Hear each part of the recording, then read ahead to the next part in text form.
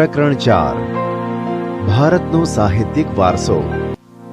વિદ્યાર્થી મિત્રો, માનવીએ પોતાના વિચારો, ભાવો, લાગણીઓ અને ઉર્મિઓ વગેરેને અન્ય માનવી કે પ્રાણીઓ સુધી પહોંચાડવા માટે કેટલાક હાવભાવ, સંકેતો કે ચિત્રોનો આશરો લીધો અને કેટલાક ધ્વનિઓ કર્યા। તેમાંથી બોલી અને લિપિનો ઉદ્ભવ થયો। આ લિપિએ ભાષાના ઘડતરમાં મોટો ફાળો આપ્યો।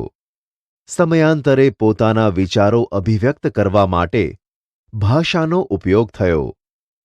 આ ભાષાના સર્જનાત્મક પ્રયોગથી સાહિત્યનું સર્જન થવા પામ્યું। પ્રાચીન કાળથી ભારતીય સાહિત્ય તેની વિવિધતા અને વિશિષ્ટતા માટે પ્રખ્યાત છે।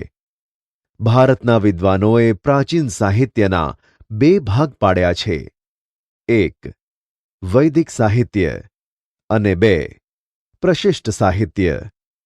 આ ઉપરાંત કેટલીક બોલીઓ એટલે કે લોકભાષાઓમાં રચાયેલું સાહિત્ય પણ પ્રચલિત હતું। ભાષા અને સાહિત્ય। ભારતના ઇતિહાસમાં આપણે એક નજર નાખીએ તો સદીઓથી વિવિધ ભાષાઓનો ઉદ્ભવ થયેલો જોવા મળે છે। આ ભાષાઓએ એકબીજા પર અસર કરી અને પ્રભાવ પાડ્યો। તેથી ભાષાઓના સમૃદ્ધ સાહિત્યમાં પરિવર્તન આવ્યું। પરિણામે નવી નવી ભાષાઓ અને નવા નવા સાહિત્યનું સર્જન થયું। તેનું ઉત્તમ ઉદાહરણ સંસ્કૃત ભાષા છે। વર્તમાન સમયમાં સંસ્કૃત ભાષાનો ઉપયોગ ઓછો છે, પણ ધાર્મિક કાર્યો અને પૂજા વિધિઓમાં સંસ્કૃત ભાષાનો ઉપયોગ થાય છે। સામાન્ય રીતે માનવી માટે તો અભિવ્યક્ત કરવાની અને ઝીલવાની ઉત્તમ તક ભાષા જ પૂરી પાડે છે। પ્રાચીન ભારતની લિપિ હડપ્પા સમયની છે। આ લિપિ આજે પણ ઉકેલી શકાઈ નથી।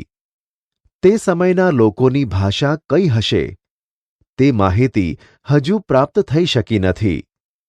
મહર્ષિ પાણિની સંસ્કૃત ભાષાના મહાન વ્યાકરણશાસ્ત્રી હતા।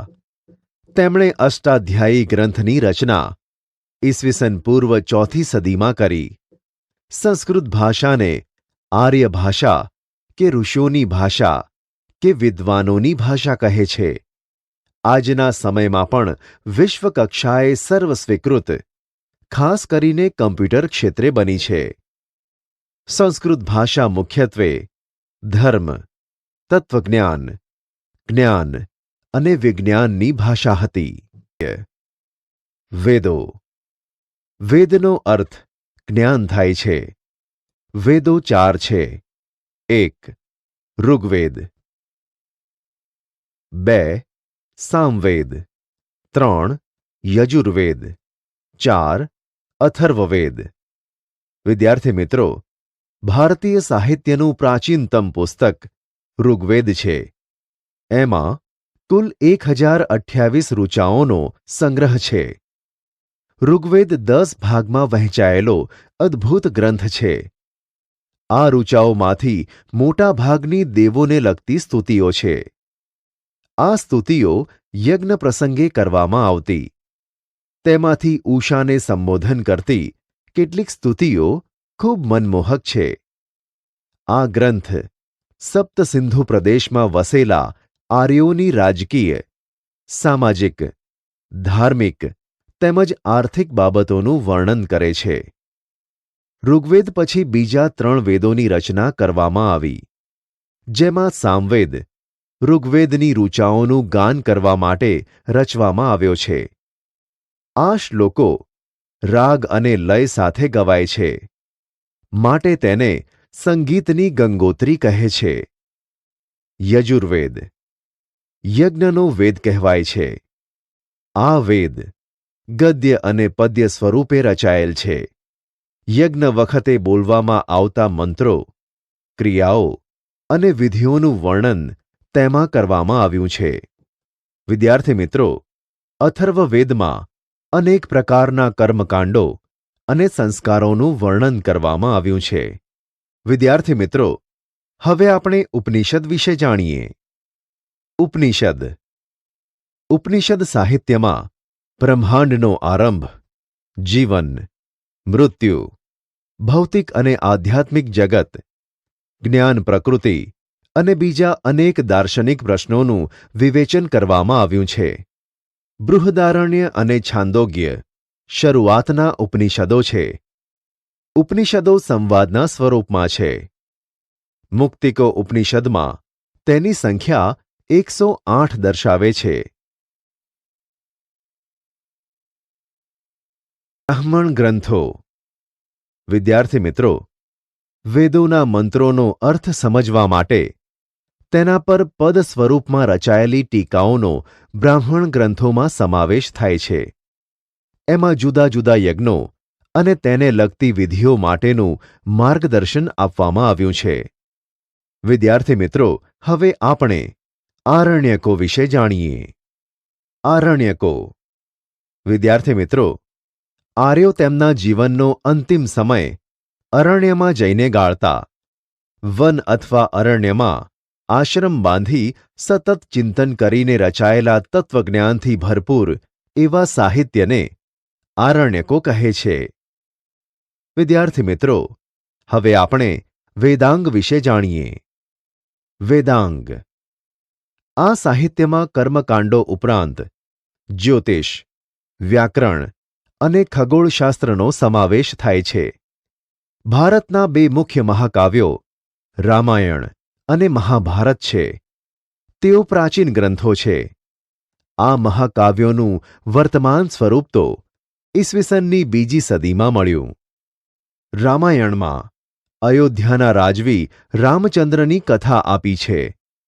આ મહાકાવ્ય મહાભારત કરતાં ઘણું નાનું છે. તેમાં અનેક દિલચસ્પ ઘટનાઓ તથા સાહસોનું વર્ણન કરાયેલ છે. મહાભારતમાં લગભગ 1,00,000 શ્લોકો છે. તે વિશ્વનો સૌથી મોટો કાવ્યગ્રંથ છે. પાંડવો અને કૌરવો વચ્ચે થયેલ યુદ્ધ તેનો મુખ્ય વિષય છે. તે છતાં તેમાં અનેક નાની મોટી વાર્તાઓને પણ જોડી દેવામાં આવી છે. મહાભારતના શ્રીમદ્ ભગવદ્ ગીતામાં ગહન દાર્શનિક સિદ્ધાંતોનું વિવેચન કરવામાં આવ્યું છે. તેમાં મોક્ષ પ્રાપ્તિના 3 માર્ગો જ્ઞાન, કર્મ અને ભક્તિ માર્ગનું વિવેચન કરવામાં આવ્યું છે. રામાયણ અને મહાભારત બંને મહાકાવ્યોએ સદીઓ સુધી કરોડો લોકોના વિચારો અને સાહિત્ય સર્જન પર ગહન પ્રભાવ પાડ્યો છે. ભારતમાં સંસ્કાર સિંચનનું પ્રેરક કાર્ય કર્યું છે. આ યુગમાં સંસ્કૃત ભાષામાં પુષ્કળ સાહિત્ય રચાયું, જેમાં ધાર્મિક અને લૌકિક એવી બંને પ્રકારની રચનાઓનો સમાવેશ થાય છે. પુરાણોએ આરંભિક વૈદિક ધર્મને સમજાવવામાં મુખ્ય ભૂમિકા ભજવી. આ સમયગાળા દરમિયાન અનેક શાસ્ત્રો અને સ્મૃતિ ગ્રંથો પણ લખાયા. આ શાસ્ત્રો વિજ્ઞાન અને તત્વજ્ઞાનના ગ્રંથો છે. દાખલા તરીકે કૌટિલ્યનું અર્થશાસ્ત્ર વહીવટી વિજ્ઞાનની કૃતિ છે. વિવિધ કક્ષાના ગણિત અને અન્ય વિજ્ઞાન સંબંધિત શાસ્ત્ર ગ્રંથો પણ લખાયા. સ્મૃતિ ગ્રંથોમાં ધર્મ દ્વારા અનુમોદિત કર્તવ્યો, રિવાજો અને નિયમો આપવામાં આવ્યા છે. પ્રારંભિક બૌદ્ધ સાહિત્ય પાલી ભાષામાં લખાયું. આ સાહિત્ય 3 ભાગોમાં વહેંચાયેલું છે. તેને ત્રિપિટક તરીકે ઓળખવામાં આવે છે, જેમાં સુત્ત એટલે કે સૂત્ર પિટક, વિનય પિટક અને અભિધમ્મ પિટકનો સમાવેશ થાય છે. આ ઉપરાંત બૌદ્ધ સાહિત્યમાં અન્ય ગ્રંથો પણ લખાયા કહેવાય છે. ગુપ્ત યુગ સંસ્કૃતને કાવ્ય અને નાટકના વિકાસનો સુવર્ણ યુગ કહેવાયો. આ સમયના મહાન લેખકોમાં કાલિદાસ, ભવભૂતિ, ભારવી, ભર્તુહરી, બાણભટ્ટ, માઘ ઇત્યાદિનો સમાવેશ થાય છે. આ તમામ ભારતભરમાં વિખ્યાત છે, જેમાં કાલિદાસ તો વિશ્વ પ્રસિદ્ધ કવિ છે. પોતાની ઉત્તમ કાવ્યકલા અને ઉત્કૃષ્ટ નાટ્યશૈલી કુમાર સંભવ, રઘુવંશ, મેઘદૂત, ઋતુસંહાર, અભિજ્ઞાન શાકુંતલમ વગેરે કાલિદાસના ગ્રંથો છે. બાણભટ્ટ લિખિત હર્ષચરિત સમ્રાટ હર્ષવર્ધનનું જીવનચરિત્ર છે. બાણે કાદંબરીની પણ રચના કરી છે. આ સમયના અન્ય પ્રસિદ્ધ ગ્રંથોમાં ભવભૂતિનું ઉત્તર રામચરિત, ભારવીનું કિરાતાર્જુનિયમ, વિશાખા દત્તનું મુદ્રા રાક્ષસ, શુદ્રકનું મૃચ્છકટિકમ અને દંડીનું દશકુમાર ચરિતનો સમાવેશ થાય છે. આ ગ્રંથોના મુખ્ય વિષયો રાજકીય ઘટનાઓ, પ્રણય પ્રસંગો, રૂપકો, હાસ્ય પ્રસંગો અને તત્વજ્ઞાન છે. પ્રાચીન યુગથી જૂની ગુજરાતી ભાષામાં પદ્ય સાહિત્ય રચાતું હતું.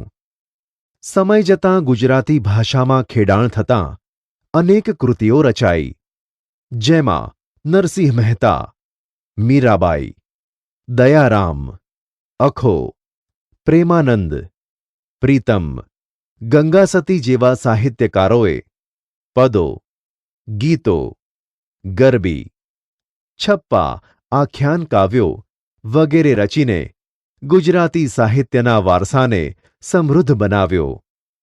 એ પછી નર્મદ, નવલરામ, કિશોરલાલ મશરૂવાલા, પન્નાલાલ પટેલ, ઉમાશંકર જોશી, મહિપતરામ રૂપરામ નીલકંઠ, ગોવર્ધનરામ ત્રિપાઠી જેવા સાક્ષરવર્યોએ ગુજરાતી સાહિત્યને ખૂબ સમૃદ્ધ બનાવ્યું હતું. તમિલ, તેલુગુ, કન્નડ અને મલયાલમ નામની 4 દ્રવિડ ભાષાઓના સાહિત્યનો આ સમયમાં વિકાસ થયો, જેમાં સૌથી જૂની ભાષા તમિલ છે. તેનું સાહિત્ય ઈસવીસનના પ્રારંભ જેટલું જૂનું છે. ભારતની પ્રચલિત પરંપરા અનુસાર 3 સંગમોનું આયોજન થયું, જેમાં અનેક સંતો અને કવિઓએ પોતાની રચનાઓ તૈયાર કરી. સંગમ સાહિત્યના અનેક વિષયો છે, જેમ કે રાજનીતિ, યુદ્ધ, પ્રેમ પ્રસંગ વગેરે. આ સાહિત્યનો પ્રસિદ્ધ ગ્રંથ એતુથોકઈ, 8 કાવ્યોનું સંકલન, તોલ્કાપ્પિયમ, વ્યાકરણ ગ્રંથ અને પથ્થુપાતુ, 10 ગીતો. આ પૈકીના એક કવિ તિરુવલ્લુવરે વિખ્યાત ગ્રંથ કુરલની રચના કરી. આ કાવ્ય ગ્રંથમાં જીવનના અનેક પાસાઓનું વિવેચન કરવામાં આવ્યું છે. શિલપતિકારમ અને મણિમેખલાઈ પ્રારંભિક તમિલ સાહિત્યના વિખ્યાત ગ્રંથો છે. મધ્યકાલીન સાહિત્ય. ઉત્તર ભારતમાં મધ્યયુગની શરૂઆતમાં સંસ્કૃત સાહિત્યની ભાષા બની રહી. આ યુગમાં કાશ્મીરમાં 2 મહાન ગ્રંથો લખાયા, જેમાં પહેલો છે સોમદેવનો કથાસરિત સાગર અને બીજો છે કલ્હણનો રાજતરંગિણી. એમાં રાજતરંગિણી કાશ્મીરના ઇતિહાસને આલેખતો અત્યંત મહત્વપૂર્ણ ગ્રંથ છે. સાચા અર્થમાં તે ભારતનો સર્વપ્રથમ ઐતિહાસિક ગ્રંથ છે. આ સમયની બીજી મહત્વની રચના જયદેવનું ગીત ગોવિંદ છે, જેની ગણના સંસ્કૃતના સુંદરમાં સુંદર કાવ્યગ્રંથોમાં થાય છે. આ સમયે અપભ્રંશ થયેલી ભાષામાંથી આધુનિક ભારતીય ભાષાઓનો વિકાસ શરૂ થયો. કવિ ચંદબદરાઈ રચિત પૃથ્વીરાજ રાસો હિન્દી સાહિત્યનો પ્રારંભિક ગ્રંથ છે. પૃથ્વીરાજ ચૌહાણના વીરતાપૂર્ણ કાર્યોનું વર્ણન કરતા આ ગ્રંથની રચનાથી હિન્દી સાહિત્ય જગતમાં વીરગાથા યુગનો પ્રારંભ થયો. આ સમયે દક્ષિણ ભારતમાં સંસ્કૃત સાહિત્યની મોટા પ્રમાણમાં રચના થઈ, જેમાં શંકરાચાર્યનું ભાષ્ય મુખ્ય છે. આ સમયમાં દ્રવિડ કુળની ભાષાઓનો વિશેષ વિકાસ થયો. થોડા સમય સુધી કન્નડ સાહિત્ય પર જૈન ધર્મની ગાઢ અસર પડતાં કવિ પંપાએ આદિપુરાણની રચના કરી. 16મા જૈન તીર્થંકરનું જીવન આલેખતું શાંતિપુરાણ કવિ પોન્નાએ તૈયાર કર્યું. આ ઉપરાંત રન્નાએ અજીતનાથ પુરાણ નામની કૃતિઓ રચી. એ યુગના કવિઓ પંપા, પોન્ના અને રન્નાને પ્રારંભિક કન્નડ સાહિત્યની ત્રિપુટી તરીકે ઓળખવામાં આવે છે. કવિ કંબલે તમિલ ભાષામાં રામાયણની રચના કરી. આ ઉપરાંત તમિલ ભાષામાં અન્ય પ્રસિદ્ધ સાહિત્ય પણ રચાયું. ભારતીય ભાષાઓનો વિકાસ અને સાહિત્યિક કૃતિઓની રચના દિલ્હી સલ્તનત કાળમાં વેગીલી બની. હિન્દી ભાષાના બે સ્વરૂપો વ્રજ અને ખડી બોલીનો પણ સાહિત્યિક રચનાઓમાં વિનિયોગ થવા લાગ્યો. આ બંને ભાષાઓમાં અનેક ભક્તિ ગીતો રચાયા. હિન્દી અને ગુજરાતી ભાષા સાથે મળતી આવતી રાજસ્થાની ભાષામાં વીરગાથાઓ લખાઈ. આલ્હા, ઉદલ, બિસલદેવ અને રાસો આ સમયની વિખ્યાત વીરગાથાઓ છે. આ ઉપરાંત અન્ય આધુનિક ભારતીય ભાષાઓમાં પણ સાહિત્ય રચવાનું શરૂ થયું. મુલ્લા દાઉદનો ગ્રંથ ચંદ્રાયન એ અવધી ભાષાનો સૌથી જૂનો ગ્રંથ મનાય છે. જો કે પ્રાચીન ગ્રંથો પરના ભાષ્યો હજુ પણ આ સમયે સંસ્કૃત ભાષામાં રચાતા હતા. ફારસી ભાષા દિલ્હીના સુલતાનોની રાજભાષા હતી. તેના સાહિત્યની અસર રૂપે અનેક ફારસી શબ્દોનો સમાવેશ ભારતીય ભાષાઓમાં થયેલો જોવા મળે છે.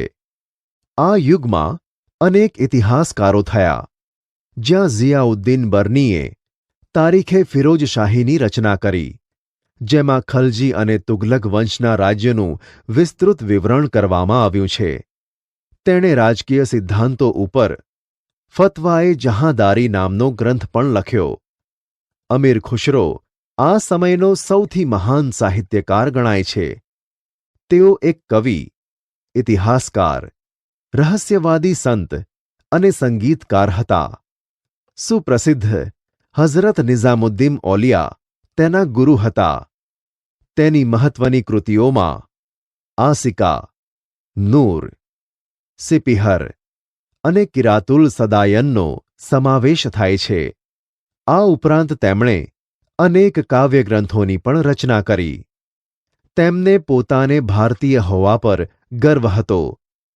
તેથી તે ભારતને પૃથ્વી પરનું સ્વર્ગ ગણાવતા હતા. તેમણે પોતાના પુસ્તકોમાં ભારતનું વાતાવરણ, એની સુંદરતા, એની ઇમારતો અને એના જ્ઞાન વિજ્ઞાનના પુષ્કળ વખાણ કર્યા છે. તે દ્રઢપણે માનતા હતા કે હિન્દુ ધર્મનું સારતત્વ અનેક રીતે ઇસ્લામ સાથે મળતું આવે છે.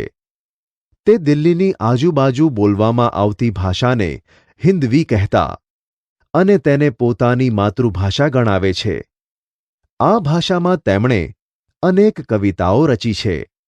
તેમણે હિન્દી અને ફારસીને ભેગી કરી દ્વિભાષી ચોપાઈઓ અને દુહાઓ પણ રચ્યા.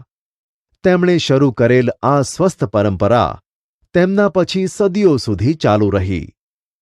પ્રાદેશિક ભાષાઓ અને તેના સાહિત્યને પ્રાદેશિક શાસકોએ વેગ આપ્યો. ભક્તિ માર્ગના સંતોએ લોકોની ભાષામાં ઉપદેશ આપ્યો. તેમાં કબીર જેવા અનેક સંત કવિઓનો સમાવેશ થાય છે. એ વખતે ભોજપુરી અને અવધી હિન્દી ભાષાની મુખ્ય બોલીઓ હતી. કબીરની રચનાઓ મુખ્યત્વે સધુકડી લોકબોલીમાં છે.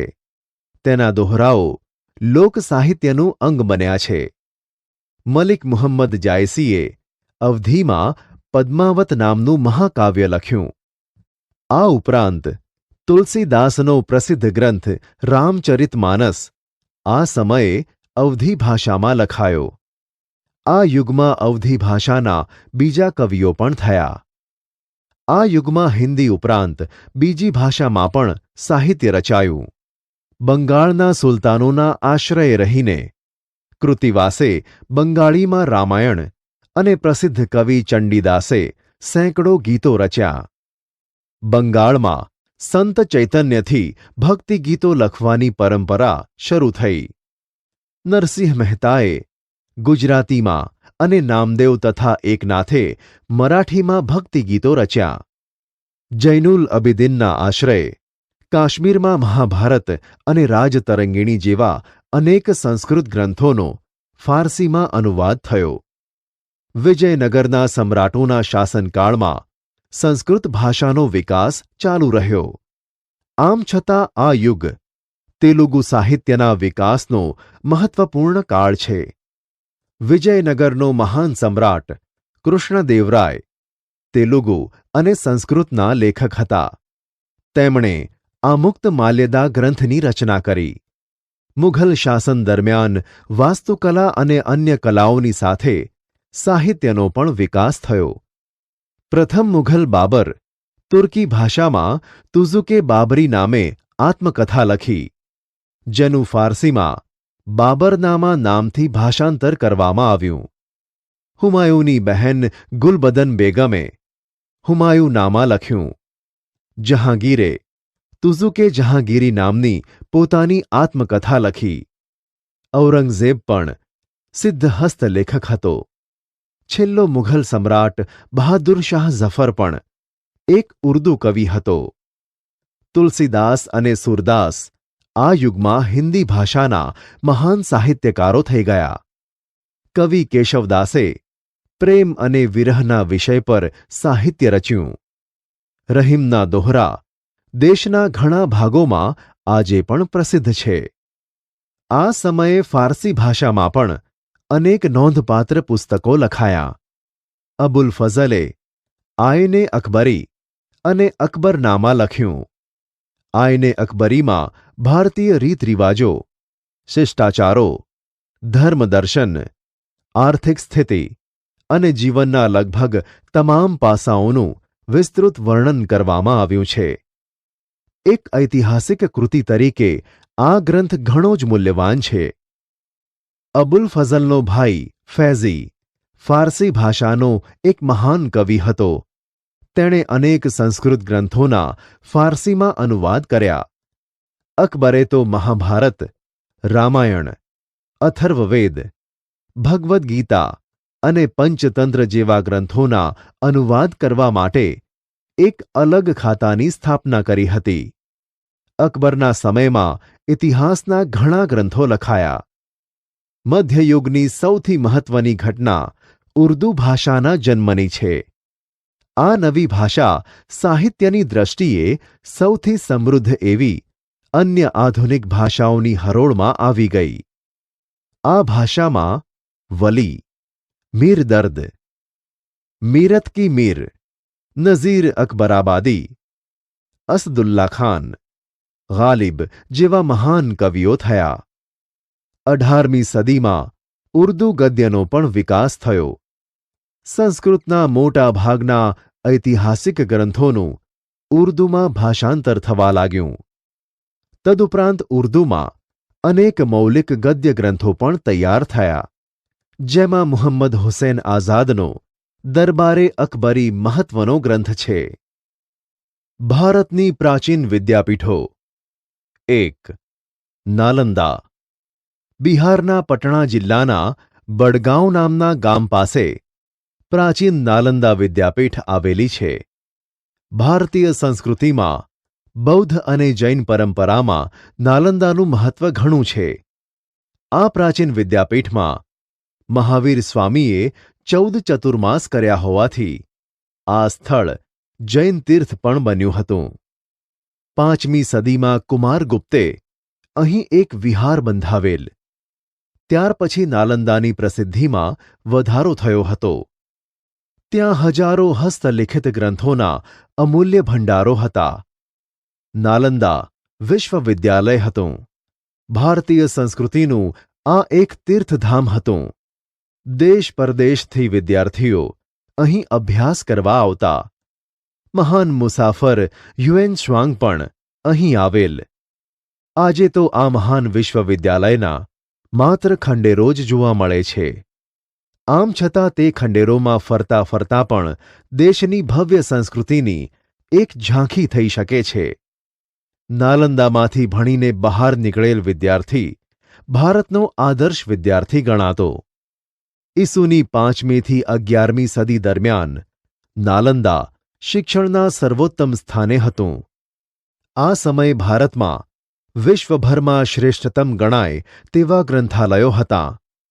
તક્ષશિલા તેમજ નાલંદા વિદ્યાપીઠમાં આવેલ ગ્રંથાલયોમાં અભ્યાસ અને સંશોધન કરવા માટે દેશ વિદેશમાંથી અનેક વિદ્યાર્થીઓ આવતા. આમાંનો માત્ર યુએન શ્વાંગ જ 657 હસ્તલિખિત ગ્રંથો પોતાની સાથે ચીન લઈ ગયો હતો. 7મી સદીમાં યુએન શ્વાંગે મુલાકાત લીધી હતી. મહાવિદ્યાલયમાં 7 મોટા ખંડો હતા. વ્યાખ્યાન માટેના 300 ખંડો હતા. વિદ્યાર્થીઓના રહેવા માટેના ખાસ મઠો બાંધવામાં આવ્યા હતા. વિદ્યાપીઠનો નિર્વાહ માટે અનેક ગામો દાનમાં મળ્યા હતા. ગામોની આવકમાંથી વિદ્યાર્થીઓને ભોજન અને વસ્ત્રો વિના મૂલ્યે પૂરા પાડવામાં આવતા. અહીંનો ગ્રંથાલયવાળો વિસ્તાર ધર્મગંજ તરીકે ઓળખાતો હતો. ઈસવીસનની 5મીથી 11મી સદી સુધી નાલંદાની ખ્યાતિ અને સુપ્રસિદ્ધિ વિદ્યાકેન્દ્ર તરીકે રહી હતી. 2. તક્ષશિલા. વર્તમાન સમયમાં પાકિસ્તાનમાં આવેલ રાવલપિંડીથી પશ્ચિમે પ્રાચીન તક્ષશિલા વિદ્યાપીઠ હતી. તે પ્રાચીન ગાંધાર પ્રદેશની રાજધાનીનું શહેર હતું. આ વિદ્યાપીઠમાં 64 વિદ્યાઓનું શિક્ષણ અપાતું હતું. અહીં મોટા ભાગના વિદ્યાર્થીઓ ગુરુના આશ્રમમાં રહી અભ્યાસ કરતા હતા. ભગવાન બુદ્ધના શિષ્ય જીવકે અહીં આયુર્વેદના પાઠો શીખ્યા. અર્થશાસ્ત્રના કર્તા કૌટિલ્યે પણ અહીં અભ્યાસ કર્યો હતો. દંતકથા અનુસાર રઘુકુલમાં જન્મેલા રામના ભાઈ ભરતના પુત્ર તક્ષ ઉપરથી આ સ્થળનું નામ પાડ્યું હોવાનું મનાય છે. 7મા સૈકામાં એ મહત્વના વિદ્યાકેન્દ્ર તરીકે જાણીતું હતું. વિદ્યાર્થીને જે વિષયમાં રસ હોય તેનું શિક્ષણ આપવામાં આવતું. શિક્ષક પોતાની ઈચ્છા પ્રમાણે ગમે તેટલા વિદ્યાર્થીઓને ભણાવતા. છતાં સામાન્ય રીતે એક શિક્ષકની પાસે લગભગ 20 વિદ્યાર્થીઓ ભણતા. વારાણસી, રાજગૃહ, મિથિલા અને ઉજ્જૈન જેવા દૂરના નગરોમાંથી વિદ્યાર્થીઓ અહીં શિક્ષણ માટે ઉમટતા. વારાણસીના રાજકુમારો અહીં જ શિક્ષણ લેતા હતા. કૌશલના રાજા પ્રસેનજીત, વ્યાકરણશાસ્ત્રી પાણિની અને રાજનીતિજ્ઞ કૌટિલ્યે પણ અહીં જ શિક્ષણ લીધું હોવાનું મનાય છે. તક્ષશિલા ઉચ્ચ શિક્ષણનું કેન્દ્ર હતું. સામાન્ય સ્થિતિના વિદ્યાર્થીઓ ગુરુના ઘરે રહીને ભણતા. અહીં વેદ, શસ્ત્રક્રિયા, ગજવિદ્યા, ધનુર્વિદ્યા, વ્યાકરણ, તત્વજ્ઞાન, યુદ્ધવિદ્યા, ખગોળ, જ્યોતિષ વગેરેનું શિક્ષણ આપવામાં આવતું હતું.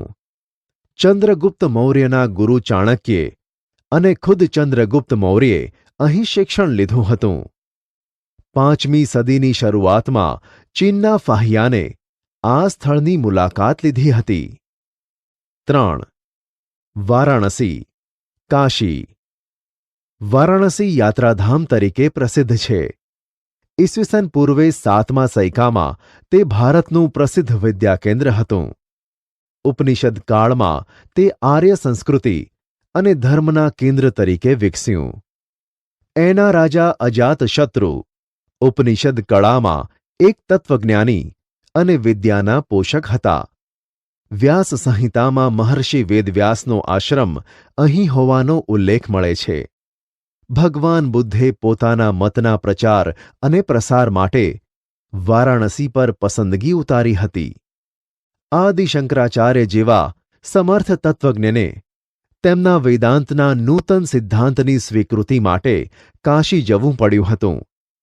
ચૈતન્ય મહાપ્રભુ અને પુષ્ટિમાર્ગના પ્રવર્તક વલ્લભાચાર્યજીએ પણ પોતાના વૈષ્ણવ સંપ્રદાયોની પ્રતિષ્ઠા અહીં જ મેળવી. પંજાબના વિદ્વાન કુટુંબોએ સ્થળાંતર કરવું પડ્યું ત્યારે તેઓ મુખ્યત્વે કાશી અને થોડા પ્રમાણમાં કાશ્મીર જઈને વસ્યા હતા. અન્ય રાજાના રાજકુમારો પણ અહીં ઉચ્ચ શિક્ષણ માટે આવતા હતા. સમ્રાટ અશોકના આશ્રયથી વારાણસીનો સારનાથ મઠ પ્રસિદ્ધ વિદ્યાધામ બન્યો. 4. વલભી. ઈસવીસનના 7મા શતકમાં ગુજરાતનું આ વિદ્યાધામ અતિ પ્રસિદ્ધ શિક્ષણનું કેન્દ્ર હતું. વલભીને વિશાળ અને અત્યંત પ્રસિદ્ધ વિદ્યાધામ બનાવવામાં મૈત્રક વંશના તત્કાલીન શાસકો અને નાગરિકોનો મોટો ફાળો હતો. 7મી સદીમાં ભિક્ષુ વિદ્યાર્થીઓ રહેતા હતા. વલભી ત્યારે બૌદ્ધ મતના હીનયાન પંથનું કેન્દ્ર હતું. 7મા શતકના મધ્યમાં પ્રસિદ્ધ બૌદ્ધ વિદ્વાનો સ્થિરમતી અને ગુણમતી વલભીના અગ્રણી આચાર્યો હતા.